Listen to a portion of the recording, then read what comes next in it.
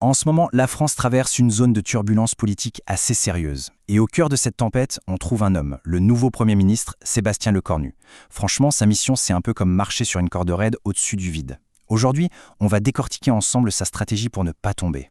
Pour bien comprendre, il faut rembobiner un peu. Tout s'est enchaîné à une vitesse folle. Le 8 septembre, coup de tonnerre, le gouvernement est renversé. Le lendemain, Sébastien Lecornu est appelé à la rescousse pour tenter d'éteindre l'incendie. Mais à peine arrivé, le 10 septembre, la rue s'enflamme avec d'énormes manifestations. Le décor est planté et on voit tout de suite que la mission va être quasi impossible. Alors, pour y voir un peu plus clair, voilà le plan. On va d'abord revenir sur la crise qui a tout déclenché.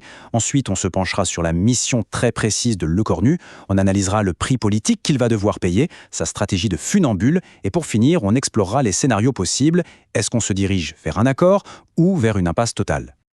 Commençons donc par le point de départ, un véritable séisme politique. Le gouvernement précédent a été renversé. Et attention, ce n'est pas anodin, c'est la toute première fois qu'un gouvernement tombe sur un vote de confiance depuis 1958, depuis le début de la Ve République. C'est dire l'ampleur du choc. Face à ce chaos, le président nomme donc Sébastien Lecornu, et sa feuille de route, elle est très claire, pas question de gouverner en force. Au contraire, sa mission numéro 1, c'est de consulter, de dialoguer, de bâtir des ponts avec les oppositions pour essayer de trouver un consensus. Et c'est là que ça se complique sérieusement pour Lecornu. Son problème, il est simple, presque mathématique en fait. Son camp n'a pas la majorité absolue à l'Assemblée nationale. Dit plus simplement, il ne peut faire passer aucune loi tout seul. Il a absolument besoin des voix des autres partis. L'Assemblée nationale actuelle, elle est complètement morcelée. Le camp présidentiel est bien le groupe le plus important, mais il est très loin d'avoir la moitié des sièges. Ça veut dire que pour chaque vote, il faut aller chercher, convaincre des députés de l'opposition. C'est une position de faiblesse permanente. Et cette faiblesse, elle porte un nom, la motion de censure. C'est un peu l'arme atomique de l'opposition. À n'importe quel moment, un groupe de députés peut la dégainer. Si elle est votée, c'est simple, le gouvernement est obligé de démissionner sur le champ. C'est une véritable épée de Damoclès qui pèse constamment sur la tête de Lecornu. Et comme si le casse-tête au Parlement ne suffisait pas, il y a aussi la pression de l'opinion publique. Un sondage tout récent montre que 69% des Français, soit plus de 2 sur 3, ne sont pas vraiment convaincus par sa nomination. Il doit donc non seulement persuader les politiques, mais aussi les citoyens. Donc pour survivre politiquement, Lecornu n'a pas vraiment le choix, il n'y a qu'une seule issue, il doit négocier.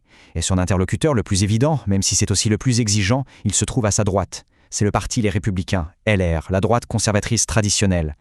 Mais bien sûr, le soutien des Républicains est un prix, et il est très très élevé. Le parti a une liste d'exigences qui sont quasiment des lignes rouges sur des sujets majeurs. Le budget, la sécurité, l'immigration, c'est un programme très clair. D'ailleurs, un responsable de LR a parfaitement résumé la situation avec cette phrase. Nous partageons la philosophie générale, mais le diable est dans les détails. En clair, ça veut dire que même s'ils sont d'accord sur les grandes lignes, chaque article, chaque virgule d'un projet de loi va être négocié juste au bout. Lecornu est donc littéralement pris en tenaille. S'il cède trop aux demandes de la droite, il risque de se mettre à dos le Parti socialiste, qui est à peu près le seul parti de gauche avec qui un dialogue reste envisageable. C'est un vrai numéro d'équilibriste. Face à ce dilemme, qui semble presque insoluble, Lecornu a adopté une stratégie assez originale. On pourrait l'appeler la stratégie de la temporisation et du dialogue. Sa méthode, elle est en 4 temps. Premièrement, il retarde la formation de son gouvernement pour gagner du temps. Deuxièmement, il consulte absolument tout le monde, les partis, les syndicats. Troisièmement, il propose de s'engager par écrit sur des points précis. Et enfin, il fait des concessions ciblées, par exemple sur les retraites des femmes. Le but, c'est de créer de la confiance avant de passer à l'action. D'ailleurs, cette attente de plus de 17 jours pour former un gouvernement, c'est un record. Mais attention, ce n'est pas un signe de faiblesse ou d'hésitation. C'est une tactique, c'est totalement délibéré. L'idée, c'est de maximiser le temps de négociation en coulisses et d'éviter de se prendre une motion de censure dès les premiers jours. La grande question, c'est est-ce que cette stratégie peut marcher ? Alors tournons-nous maintenant vers les scénarios possibles à l'issue de ce grand poker politique. Concrètement, qu'est-ce qui peut se passer ? Quelles sont les issues les plus probables de cette situation ? Plusieurs possibilités se dessinent à l'horizon.